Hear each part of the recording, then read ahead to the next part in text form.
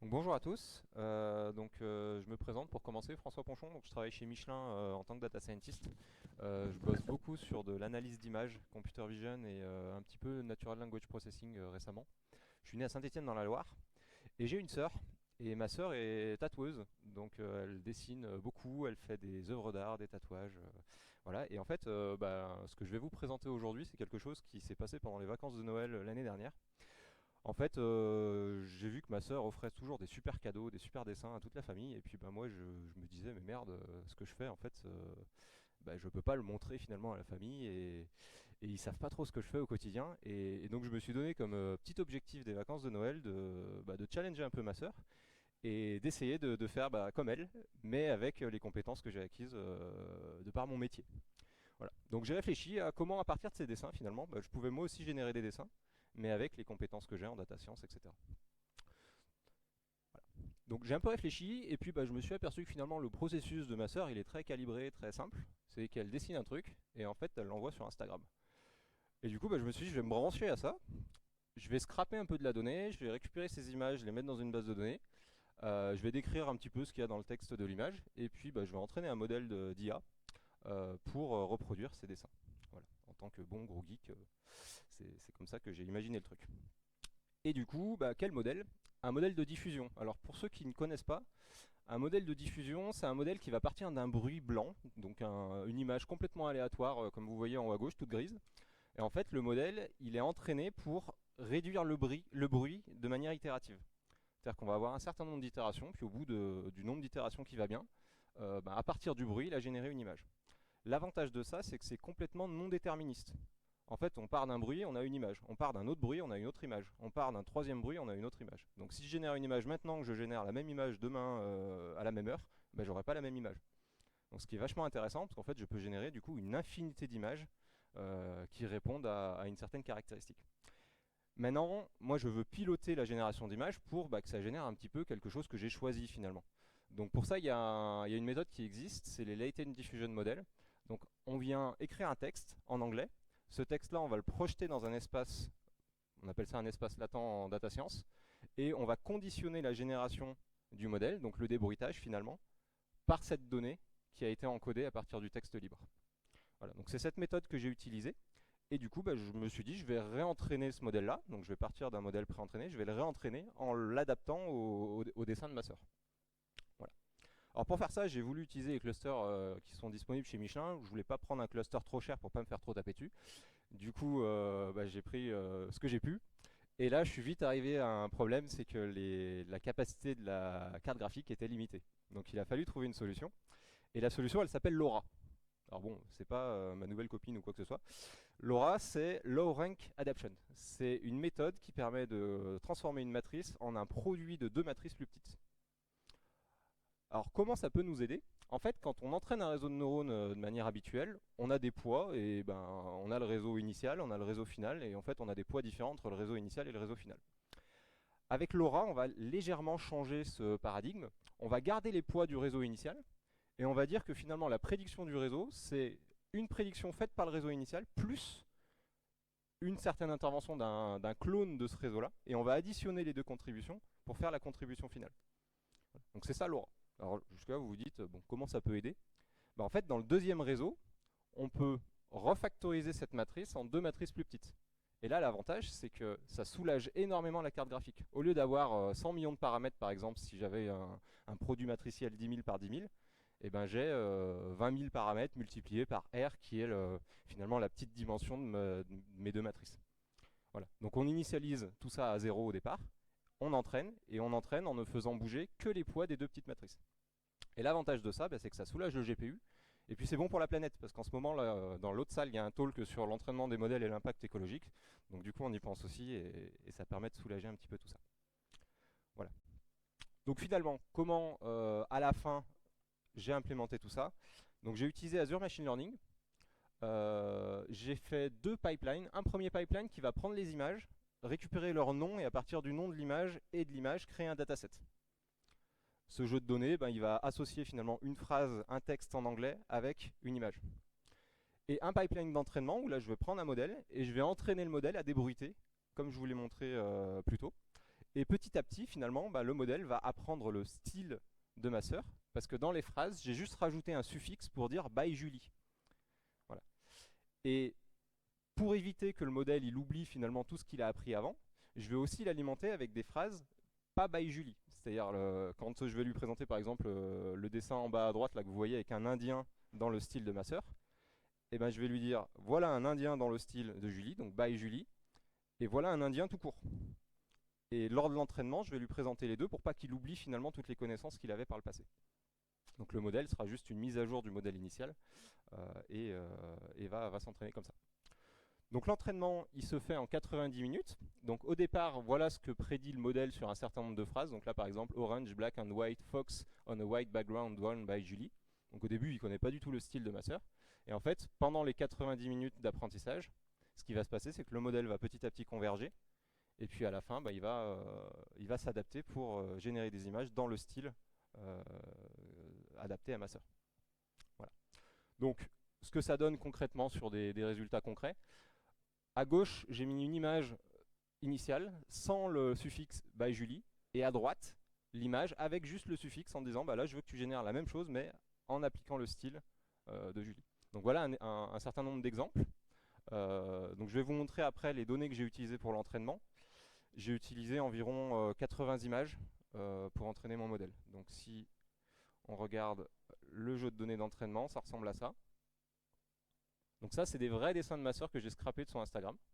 Donc voilà, avec des choses très graphiques, des traits très fins.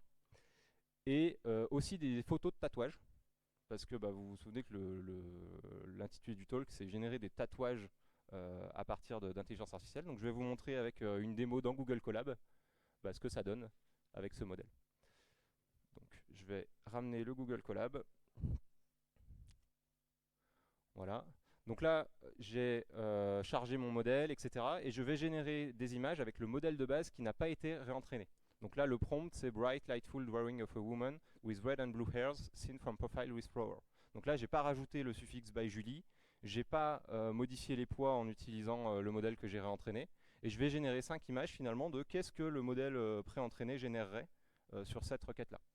Donc voilà les images qu'il génère, qui vont en générer 5. Vous voyez que ça prend quelques temps parce qu'il y a 50 itérations de débruitage, comme je l'ai expliqué au début. Et l'étape d'après, bah, c'est que je vais charger finalement le modèle que j'ai entraîné. Donc, tac, je vais exécuter juste la petite cellule qui est après. Et je vais régénérer le même prompt, mais en rajoutant juste le suffixe by Julie. Tac, bon, j'ai triché un peu, il y avait des images qui venaient du passé. Et donc là, je vais régénérer 5 images à nouveau avec le modèle, mais réentraîné, et en rajoutant le suffixe finalement par la suite. Et donc là, j'ai des dessins très graphiques finalement qui correspondent à ce que j'avais dans la base de données et qui pourraient correspondre au style dessiné par ma sœur. Donc je vais en générer 5. Mais on peut également s'amuser à générer des tatouages. Par exemple, là, tatouage sur le bras représentant un petit peu le même genre de truc. Comme vous avez vu, des woman profile on white background, j'en ai pas du tout dans le jeu d'apprentissage. C'est-à-dire que si je ressors mon dossier là, que je vous ai montré tout à l'heure, tac, bureau. Voilà, là, j'ai des fleurs, j'ai beaucoup de fleurs, etc. J'ai des pieds, mais il n'y a pas de woman. Pourtant, finalement, les dessins sont très plausibles et très proches du style que générait ma sœur. Et je peux m'amuser à générer aussi des tatouages. Donc, vous voyez, tatouage sur un bras. Donc là, je ne vais pas refaire la génération, mais voilà ce que ça peut donner. Et bon, je vais la refaire quand même, juste pour ça prend 5 minutes. Voilà ce que donne le résultat. Donc j'arrive bientôt au bout de la présentation, je crois. Il me reste 5 minutes. 5 minutes pour les questions. Et merci de votre attention.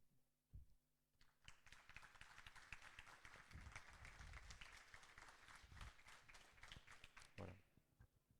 Donc des questions ?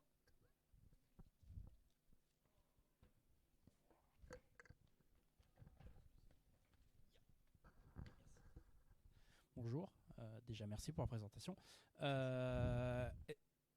j'ai vu que tu as dit que tu étais parti de photos tirées par issues d'Instagram. Ouais. Souvent, on peut avoir des photos, on va dire, avec des ombres et ce différent genre de choses. Est-ce que ça a été une problématique parce que 80 images, je pense que c'est pas beaucoup pour du machine learning. Ouais.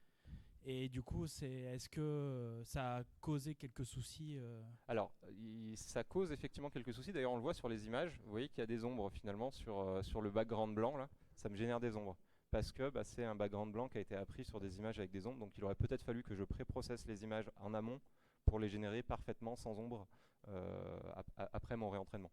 Maintenant, le but c'est de faire un test rapide, voilà.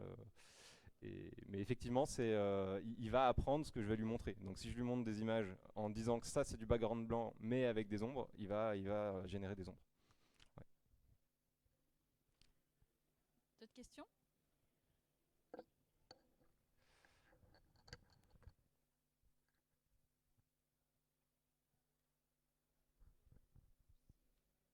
Merci pour la présentation. Et du coup, ta sœur s'en est servie, s'en sert actuellement. Elle t'a montré des résultats de. Alors elle a Est-ce trouvé que ça ça- très rigolo et très, comment dire, perturbant qu'on puisse générer autant de dessins. Voilà. Maintenant le dessin c'est sa passion, donc elle va continuer à dessiner malgré tout. Par contre, elle serait intéressée si jamais par exemple elle fait des conventions de tatouage ou ce genre de choses pour générer des flashs à la pelle en automatique pour de l'idéation finalement. Voilà. Parce que ma question suivante, c'était comment elle voyait ça par rapport au fait de remplacer Ouais. son aspect créatif. Justement, elle c'est une pure artiste, donc finalement ça l'a interloqué parce que le fait qu'on arrive aussi facilement finalement à générer des images et à reproduire son style, ça peut être un peu perturbant. Maintenant, elle continue de faire sa passion et moi je continuerai de faire la mienne, à savoir reproduire ses dessins Merci. et voilà.